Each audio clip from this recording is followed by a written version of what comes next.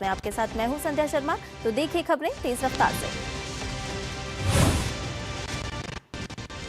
प्रधानमंत्री नरेंद्र मोदी ने आज परीक्षा पे चर्चा के 9वें संस्करण में एग्जाम वॉरियर्स को परीक्षा से पहले कुछ जरूरी टिप्स दिए और उनका तनाव दूर किया। प्रधानमंत्री नरेंद्र मोदी ने छात्रों से कहा कि वो पढ़ाई में अपने पैटर्न पर भरोसा रखें और आसपास से आ रहे सुझावों पर भी गौर करें। पीएम मोदी ने तनाव मुक्त परीक्षा के महत्व पर जोर दिया और चुनौतियों से निपटने, संतुलन बनाए रखने के साथ ही आत्मविश्वास विकसित करने के व्यवहारिक उपाय साझा किए। केंद्रीय मंत्री धर्मेंद्र प्रधान ने परीक्षा पे चर्चा के 9वें संस्करण पर कहा कि टिप्स के माध्यम से बच्चों के आत्मविश्वास को बढ़ाना, बच्चों को समग्र विकास की ओर ले जाना, इसके लिए प्रधानमंत्री मोदी ने प्रयास किए हैं। भारतीय रिजर्व बैंक के गवर्नर संजय मल्होत्रा की अध्यक्षता वाली मॉनेटरी पॉलिसी कमेटी यानी कि एमपीसी ने वित्त वर्ष 2026 के लिए अपनी छठी और आखिरी 2 महीने की पॉलिसी मीटिंग के बाद रेपो रेट का फैसला सुनाया, जिसके अनुसार ब्याज दरें 5.25% पर ही रहेगी। आरबीआई गवर्नर ने जानकारी दी है कि देश में आर्थिक मजबूती है, वैश्विक चुनौतियों के बावजूद घरेलू कारणों से वृद्धि की रफ्तार कायम है। लोकसभा में आज फिर विपक्षी सदस्यों के शोर शराबे के कारण प्रश्नकाल नहीं चल सका, जिसके बाद लोकसभा की कार्रवाई सोमवार सुबह 11 बजे तक के लिए स्थगित कर दी गई। राज्यसभा में आज केंद्रीय रेल मंत्री अश्विनी वैष्णव ने कहा कि राजौरी पुंछ पर तेजी से काम चल रहा है और श्रीनगर से बारामूला रेलवे लाइन को और ज्यादा स्ट्रेंथ किया जाएगा। केंद्रीय गृह मंत्री अमित शाह 2 दिवसीय दौरे पर जम्मू कश्मीर में है। जम्मू हवाई अड्डे पर पहुंचने पर उपराज्यपाल मनोज सिन्हा ने गृह मंत्री का स्वागत किया। गृह मंत्री आज दूसरे दिन कई कार्यक्रमों में हिस्सा लेंगे। मेघालय के पूर्वी जयंतिया हिल्स जिले में हुए हादसे के बाद राहत बचाव कार्य आज दूसरे दिन भी जारी। एनडीआरएफ की टीम ब्लास्ट वाली जगह पर मौजूद। सेशेल्स गणराज्य के राष्ट्रपति डॉक्टर पैट्रिक हर्मिनी अपनी पत्नी वेरोनिका हर्मिनी के साथ भारत की 6 दिवसीय राजकीय यात्रा पर हैं। आज उन्होंने चेन्नई में अन्ना यूनिवर्सिटी के national centre for sustainable coastal management के कार्यक्रम में हिस्सा लिया। इस कार्यक्रम के दौरान एक शोध रिपोर्ट प्रस्तुत की गई, जिसमें समुद्री संसाधन संरक्षण, समुद्री व्यापार, पर्यावरण संरक्षण, पर्यटन विकास तथा भारत सेशेल्स के बीच जलवायु परिवर्तन सहयोग पर विशेष ध्यान केंद्रित किया गया। भारत और सेशेल्स के राजनयिक संबंधों को 50 वर्ष पूरे हो चुके हैं। भविष्य में बेहतर कनेक्टिविटी से दोनों देशों के बीच निर्यात, आयात और पर्यटन को बढ़ावा मिल सकता है। जालंधर में आज सुबह 8:15 बजे मॉडल टाउन गुरुद्वारे के बाहर ही अज्ञात बदमाशों ने आप नेता लक्की ओबेरॉय की गोली मारकर हत्या कर दी। घटना के वक्त लक्की गुरुद्वारे से लौट रहे थे। केंद्रीय वाणिज्य और उद्योग मंत्री पीयूष गोयल ने जापान के गुनमा प्रांत के गवर्नर इचिता यामामोटो के साथ महत्वपूर्ण बैठक की। केंद्रीय मंत्री पीयूष गोयल ने कहा कि भारत और जापान के बीच लंबे समय से चले आ रहे संबंधों को मजबूत करने पर चर्चा हुई, जिसमें आर्थिक सहयोग बढ़ाने, इनोवेशन को बढ़ावा देने और आपसी विकास और समृद्धि के लिए अवसर बनाने पर ध्यान केंद्रित किया गया। प्रधानमंत्री नरेंद्र मोदी 7 और 8 फरवरी को मलेशिया के दौरे पर रहेंगे। ये दौरा आसियान क्षेत्र के साथ संबंधों को मजबूत करने का अवसर भी प्रदान करेगा। विदेश मंत्रालय के सचिव पूर्वी क्षेत्र पी कुमारन ने कहा कि पीएम मोदी मलेशिया के प्रधानमंत्री अनवर इब्राहिम के निमंत्रण पर मलेशिया जा रहे हैं, जहां वो द्विपक्षीय वार्ता करेंगे और भारत मलेशिया व्यापक रणनीतिक साझेदारी के तहत हुई प्रगति की समीक्षा भी करेंगे।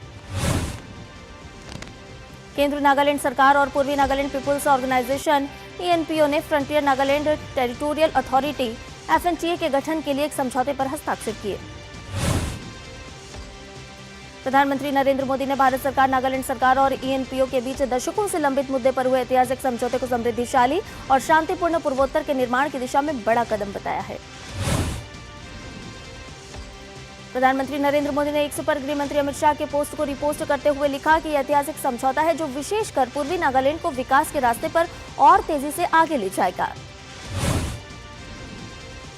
कर्नाटक में स्थानीय निकाय चुनाव में अब ईवीएम की जगह बैलेट पेपर से मतदान होगा। कर्नाटक मंत्रिमंडल ने आने वाले स्थानीय निकाय चुनाव से जुड़े संशोधन विधेयक को गुरुवार को मंजूरी दे दी है। कैबिनेट ने कर्नाटक ग्राम स्वराज एवं पंचायती राज संशोधन विधेयक 2026 को मंजूरी दी। कैबिनेट बैठक के बाद राज्य के मंत्री HK पाटिल ने कहा कि सरकार ने पंचायत चुनाव में मतपत्र और मतपेटियों के इस्तेमाल का निर्णय लिया है। आज तड़के दिल्ली के RK पुरम में मुठभेड़ के बाद पुलिस ने 2 बदमाशों को पकड़ लिया है। पुलिस की इस कार्रवाई में एक बदमाश के पैर में गोली लगी, उसे अस्पताल में दाखिल करवाया गया। दिल्ली पुलिस ने जनवरी में राष्ट्रीय राजधानी में 800 से अधिक लोगों के लापता होने के मामले पर अपनी तरफ से कहा कि जनवरी 2026 में पिछले वर्षों के समान अवधि की तुलना में मामलों में कमी दर्ज की गई है। विदेश मंत्री डॉक्टर एस जयशंकर ने कहा कि भारत अमेरिका ऐतिहासिक व्यापार समझौता अब अंतिम चरण में है और इसकी विस्तृत औपचारिकताएं बहुत जल्द पूरी कर ली जाएंगी। ये समझौता दोनों देशों के द्विपक्षीय संबंधों में एक नए दौर की शुरुआत करेगा, जिसमें संबंधों के लिए व्यापक संभावनाएं मौजूद हैं। और साथ ही उन्होंने अमेरिकी विदेश मंत्री मार्को रूबियो के गर्मजोशी भरे आतिथ्य के लिए धन्यवाद भी किया। 16 से 20 फरवरी तक दिल्ली में आयोजित होने जा रहे इंडिया एआई इम्पैक्ट समिट के लिए दुनिया भर से भारत प्रतिनिधिमंडल भारत पहुंचेगा। इस शिखर सम्मेलन का एक महत्वपूर्ण स्तंभ उद्योग जगत की सहभागिता भी है। भारतीय शिक्षिका रूबल नागी ने ग्लोबल टीचर प्राइज 2026 जीता है। दुबई में आयोजित विश्व सरकार शिखर सम्मेलन में उन्हें $10 लाख का पुरस्कार प्रदान किया गया। दुबई के क्राउन प्रिंस शेख हमदान बिन मोहम्मद बिन राशिद अल मक्तूस ने उन्हें यह पुरस्कार प्रदान किया। दुनिया की प्रमुख प्लास्टिक प्रदर्शनियों में से एक प्लास्ट इंडिया 2026 नई दिल्ली में शुरू हुई। 6 दिन के इस आयोजन का उद्देश्य विनिर्माण आधारित विकास और बड़े पैमाने पर रोजगार सृजन के लिए आत्मनिर्भर औद्योगिक आधार का निर्माण करना है। 2025 में हुए बिहार विधानसभा चुनाव को रद्द करने और नए सिरे से चुनाव कराने की मांग वाली प्रशांत किशोर की जनसुराज पार्टी की याचिका पर सुप्रीम कोर्ट ने सुनवाई से किया इनकार। केंद्रीय कृषि मंत्री शिवराज सिंह चौहान ने नई दिल्ली में नेपाल के कृषि एवं पशुधन मंत्री एवं मालदीव के कृषि एवं पशु कल्याण राज्य मंत्री से सौजन्य भेंट की। बैठक के दौरान भारत, नेपाल और मालदीव के बीच कृषि क्षेत्र में आपसी सहयोग को और भी मजबूत करने पर विस्तृत चर्चा की गई। भारतीय रेल ने इस वर्ष होली पर विशेष रेलगाड़ियों की रिकॉर्ड संख्या में परिचालन की घोषणा की है। इसका उद्देश्य त्योहारों के मौसम में यात्रियों की सुगम और चिंता मुक्त यात्रा सुनिश्चित करना है। मंत्रालय ने कहा है कि यात्रियों की बढ़ती मांग को पूरा करने के लिए देश भर में 1410 से अधिक होली स्पेशल रेलगाड़ियां चलाई जाएंगी। ये संख्या बढ़कर 1500 तक पहुंचने की उम्मीद है। भारतीय अंतरिक्ष अनुसंधान संगठन इसरो के अध्यक्ष वी नारायणन ने कहा है कि चंद्रयान 3 की ऐतिहासिक सफलता के बाद भारत ने अपने अंतरिक्ष अभियानों में तेजी लाई है और महत्वाकांक्षी चंद्रयान 4 तथा चंद्रयान 5 परियोजनाओं की तैयारियां भी चल रही हैं। कोलंबो के ऐतिहासिक गंगा रामाया मंदिर में इन दिनों भगवान बुद्ध के पवित्र देवनीमोरी अवशेषों के दर्शन के लिए आस्था का सैलाब उमड़ रहा है। भारत से विशेष रूप से लाए गए अवशेष दोनों देशों के सांस्कृतिक और बौद्ध धरोहर से जुड़े रिश्तों को नई मजबूती प्रदान कर रहे हैं। इस पूरे आयोजन के दौरान श्रीलंका में भक्ति, परंपरा और अंतर्राष्ट्रीय सहयोग की अनोखी तस्वीर देखने को मिल रही है। रक्षा सचिव राजेश कुमार सिंह ने 4 और 5 फरवरी को गुजरात के भुज सेक्टर के अग्रिम इलाकों का दौरा किया। उन्होंने सेना, नौसेना, वायुसेना और अन्य सुरक्षा एजेंसियों द्वारा संयुक्त रूप से किए जा रहे ढांचा विकास, निगरानी और क्षमता निर्माण के काम का निरीक्षण किया।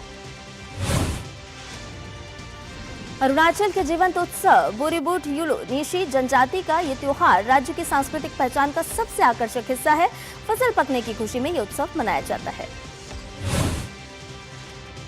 बांग्लादेश में अंतरिम सरकार के कार्यकाल के दौरान हजारों लोगों को राजनीतिक आधार पर गिरफ्तार किया गया। गिरफ्तार किए गए लोगों में अवामी लीग के सैकड़ों नेता, कार्यकर्ता और समर्थक भी शामिल हैं।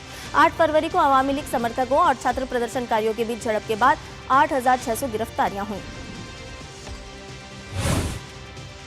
बुलेटिन में फिलहाल रुक रहे एक छोटे से ब्रेक के लिए जल्द हाजिर होंगे।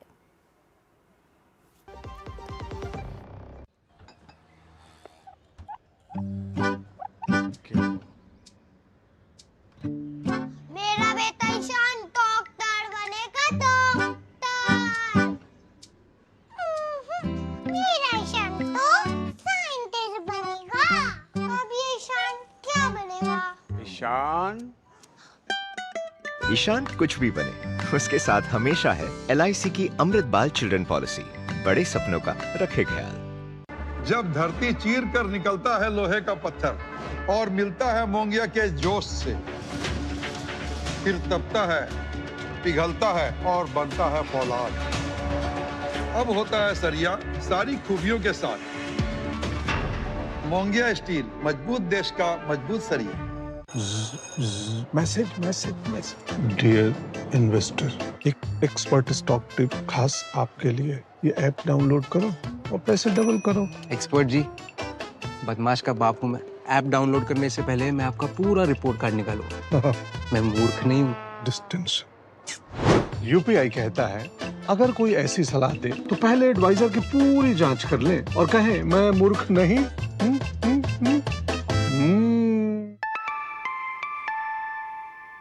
जाइए, आप भी किसी का टेस्ट लीजिए। और ब्रेक के बाद एक्सेस 100 में आपका एक बार फिर से स्वागत है। आइए बाकी की खबरों को जान लेते हैं फटाफट अंदाज में। आंध्र प्रदेश राष्ट्रीय अवसंरचना परियोजनाओं में अग्रणी भूमिका निभाते हुए विभिन्न रणनीतिक क्षेत्रों में 7.5 लाख करोड़ के निवेश के साथ 210 परियोजनाओं की निगरानी कर रहा है। हरियाणा का भारत के विकास में अहम योगदान है, जहां प्रधानमंत्री प्रगति मंच के तहत 112 परियोजनाओं पर निगरानी की जा रही है। इनमें से 57 परियोजनाएं चालू हो चुकी हैं, जबकि 55 कार्यान्वयन चरण में हैं। जम्मू कश्मीर के शोपियां में भारतीय सेना ने जश्न चिल्लई कलां का आयोजन किया। इस दौरान स्थानीय संगीत, सांस्कृतिक और पारंपरिक कार्यक्रम आयोजित किए गए। मध्य प्रदेश के ग्वालियर में राजमाता विजयराजे सिंधिया एग्रीकल्चर यूनिवर्सिटी ने एरोपोनिक्स इकाई का इस्तेमाल करके हवा में आलू उगाने की तकनीक विकसित की है। दक्षिण एशिया में कृषि वानिकी को नई दिशा देने वाले अंतर्राष्ट्रीय सम्मेलन का नई दिल्ली के पूसा कैंपस में आगाज हुआ। महाशिवरात्रि पर्व के अवसर पर आगामी 15 फरवरी को रांची पहाड़ी मंदिर में आयोजित अनुष्ठान को लेकर विधि व्यवस्था और श्रद्धालुओं की सुविधा को लेकर बैठक हुई।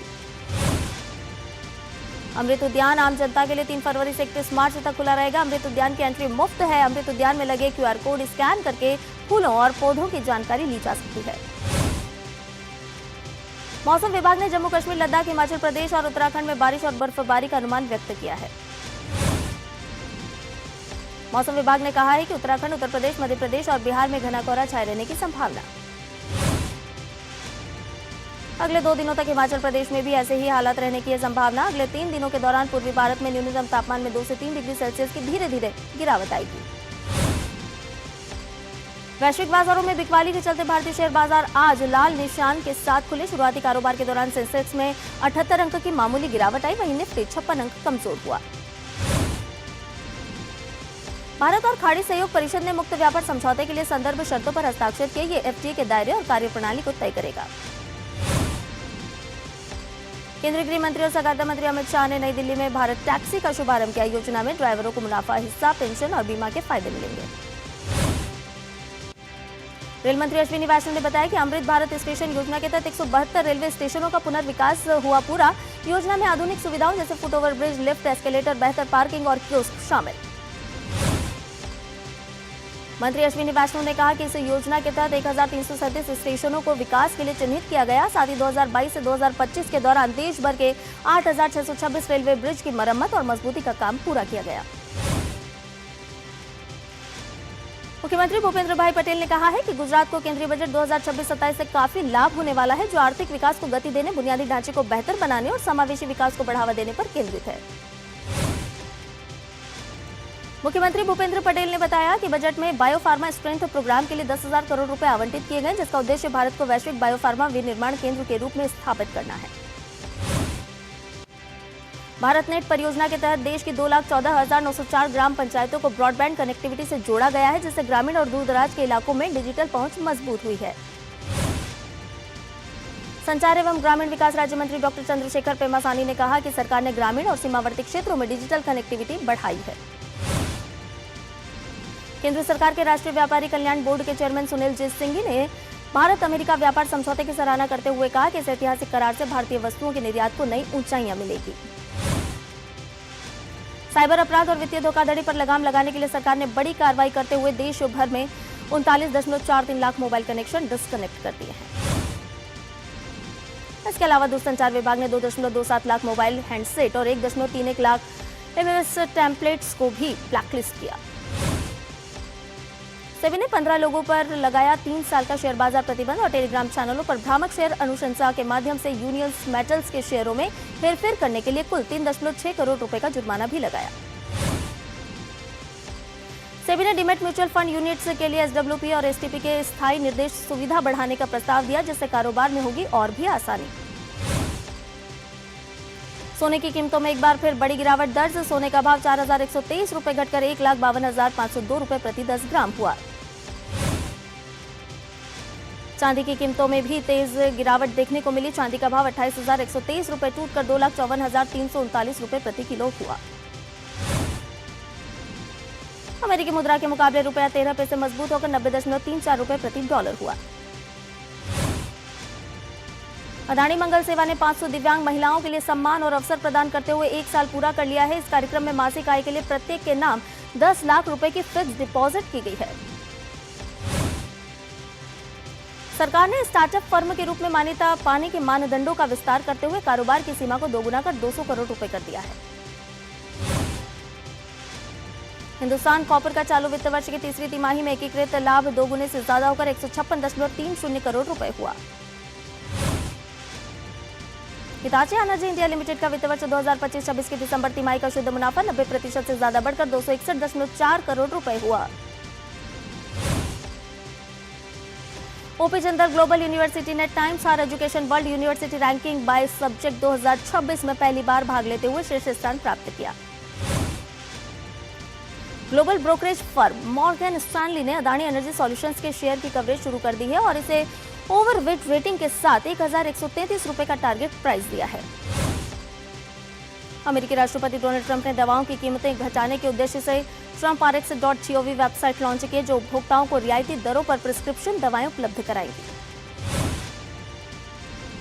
ट्रंप ने कहा कि इस पहल से लोग बड़ी बचत कर सकेंगे। ट्रंप प्रशासन ने 16 बड़ी दवा कंपनियों के साथ मोस्ट फेवर्ड नेशन समझौते किए हैं।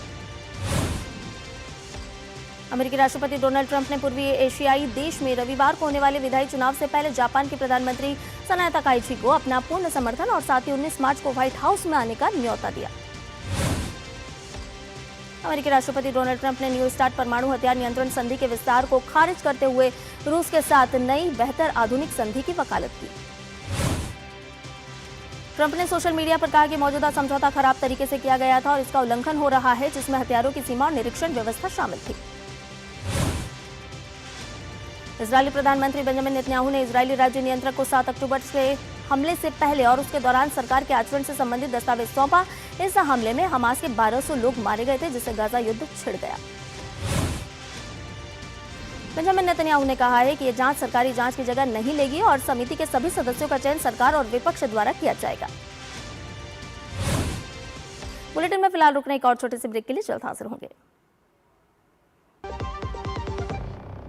जब धरती चीर कर निकलता है लोहे का पत्थर और मिलता है मोंगिया के जोश से, फिर तपता है, पिघलता है और बनता है फौलाद। अब होता है सरिया सारी खूबियों के साथ। मोंगिया स्टील, मजबूत देश का मजबूत सरिया।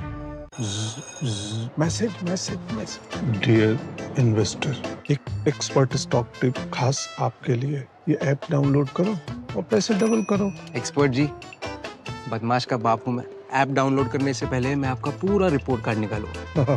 मैं मूर्ख नहीं हूँ। डिस्टेंस यूपीआई कहता है अगर कोई ऐसी सलाह दे तो पहले एडवाइजर की पूरी जांच कर ले और कहे मैं मूर्ख नहीं।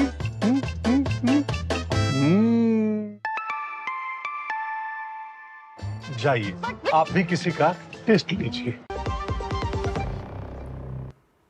ब्रेक के बाद एक्सेस 100 में आपका एक बार फिर से स्वागत है। ईरान ने एक बार फिर ताकत का सख्त दिया संदेश। ईरान के सरकारी मीडिया के मुताबिक IRGC ने अपने सबसे खतरनाक लंबी दूरी के बैलिस्टिक मिसाइल हारम शहर 4 को एक गुप्त भूमिगत मिसाइल शहर में तैनात किया।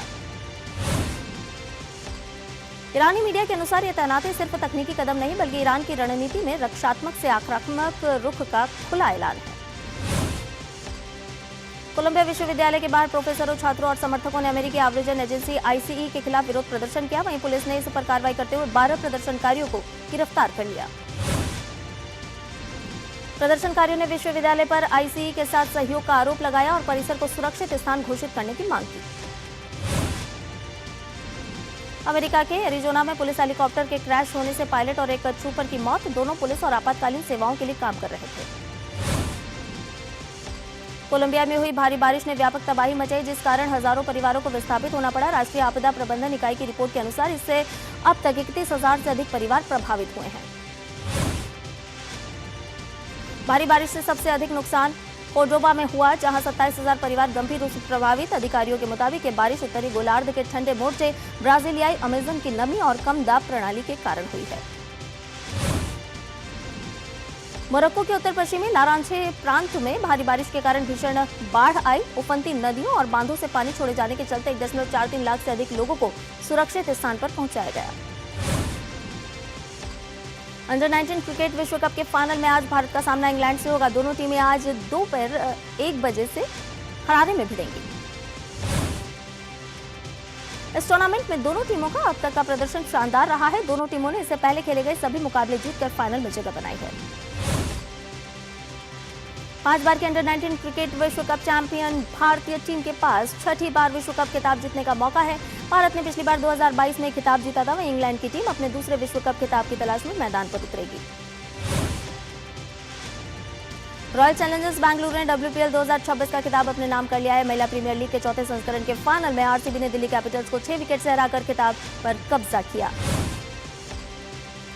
टॉस हारकर पहले बल्लेबाजी करने उतरी दिल्ली कैपिटल्स ने 20 ओवर में 4 विकेट पर 203 रन बनाए। जवाब में RCB ने 19 ओवर 4 गेंद में 4 विकेट खोकर 204 रन बनाए और मुकाबला अपने नाम कर लिया।